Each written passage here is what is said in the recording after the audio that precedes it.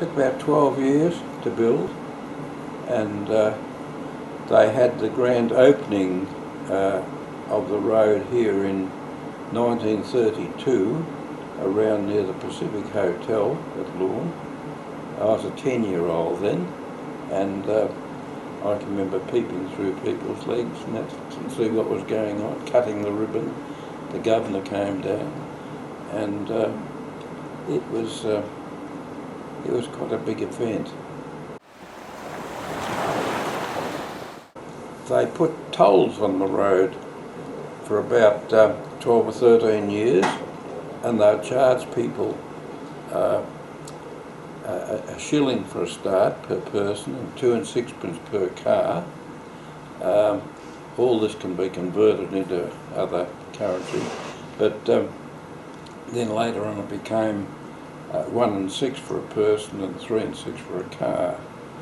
Now, when you think that the average person was earning around about 8 shillings a day, and they're charged 1 shilling to go through the toll, which was an eighth of a day's wage, quite a bit of money. And if you tried to charge people an eighth today of their daily wage to go through a toll in Melbourne, they wouldn't be very happy. So anyway, they did that, and they had these tolls, and there's one toll I remember around the road about 3 miles towards Geelong from Lawn, and I knew the kids who, the children of the toll keepers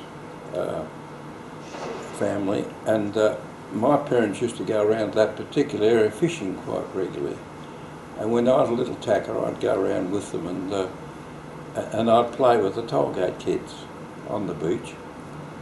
But they were down there for a different reason, I found out. The toll gate keeper's wife, who manned the gate, she had tracks running from the gate area in different directions down to the coast, just 100 yards or so down. And every now and then, the kids would spot somebody walking along the beach near them with a suit on and a tie and carrying a suitcase. And they'd obviously got out of the car, back a bit, to dodge the shilling toll, and they'd walk about a mile around the coast and pick the car up on the Lawn side. Well, they'd go back and tell Mum that they've seen somebody down the beach. And Mum would leave the gate locked, and she'd go down and she'd confront these people, or this person. For a start, she'd tell them exactly what she thought of them in colloquial Australian language, and she'd say that they should have been ashamed of themselves trying to do the diggers out of a shilling, and that the shilling was needed to pay the men, and what sort of a so-and-so side was this fellow doing that, and she'd give him a real tongue lashing, but while she was there she'd extract a shilling out of him. Now the poor fellow had to go about another half mile or more towards Lawn, carrying his suitcase, to pick up the car he'd got out of at a rendezvous point. Then this lady would go back to the gate, there'd be a car pulled up, and she'd look in the car and she said, "Oh, there's 3 of you, isn't there? That'll be so much each, and for the car." And she said that there should be 4 in there, shouldn't there? You left one fella off down the road to dodge the toll. And she'd give them a good lashing with a tongue, and she'd extract the extra shilling out of them there and then for the 4th fellow who was vacant. And then she'd open the gate and let them through towards Lawn, and she said, "I'll have my eye on you coming back." Mind you, in those days there may have only been 6 or 8 cars a day going through this way. The road was very narrow, big boulders sticking out over onto the road, sheer cliff on the other side, and old-fashioned cars. So at each end of the dangerous piece, about 8 miles out of Lawn, they had a notice, and another notice just near Lawn, telling them the times that the cars could go each way, and it was one-way traffic. And top speed 12 miles an hour.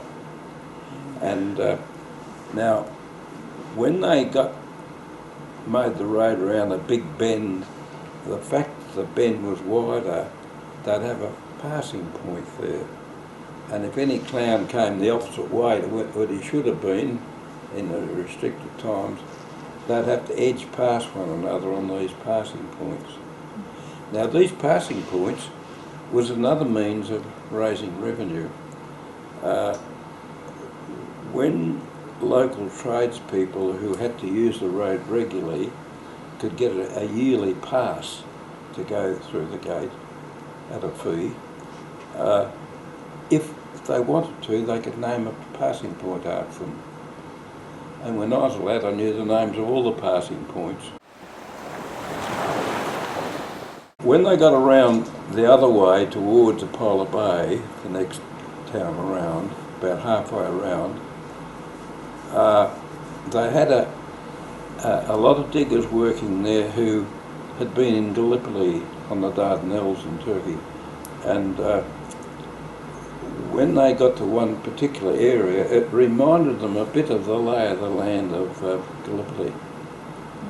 So they named a couple of the little gullies there after two of the hotspots in Gallipoli.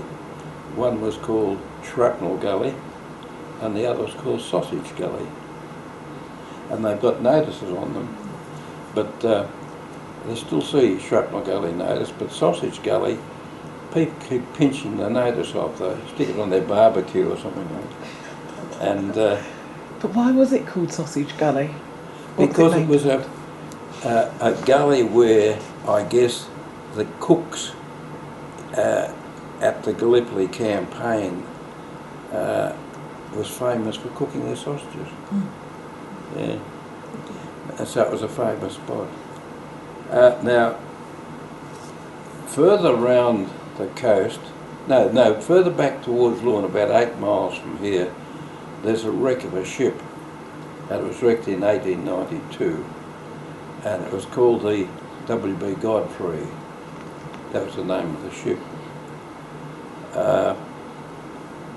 Before it was wrecked, there was a little creek just there near where the ship got wrecked, and there was farmers there in the old days named Godfrey. Now, when it was wrecked, they got some salvage ships come up from Melbourne, small ships, to take the goodies off the ship before it all broke up. And there was 5 people drowned during those salvage exercises, and one of them was a fellow named Victor Godfrey. 3 Godfreys, all unrelated but common to the area, the things that happened. Now they buried Victor and the captain of one of the salvage ships who were drowned on the high land above the sea. And when the surveyor came through, they were right in the line of where he wanted the road to go. So my grandfather happened to bury them there, used timber from the ship that was wrecked all over the beach to make the coffins. And they built the road right over the top. It's still there, the bodies are still underneath the sealed road. But the men who were working there on that part of the road were quite incensed at the fact that they didn't remove the bodies. So they took up the hat amongst themselves and they had a false grave built just beside the road. It's still there. And they got the names a bit mixed up, but people on the Historical Society at Lorne found the true facts and the names and erected another little plaque at the foot of the grave correcting the discrepancies, you know.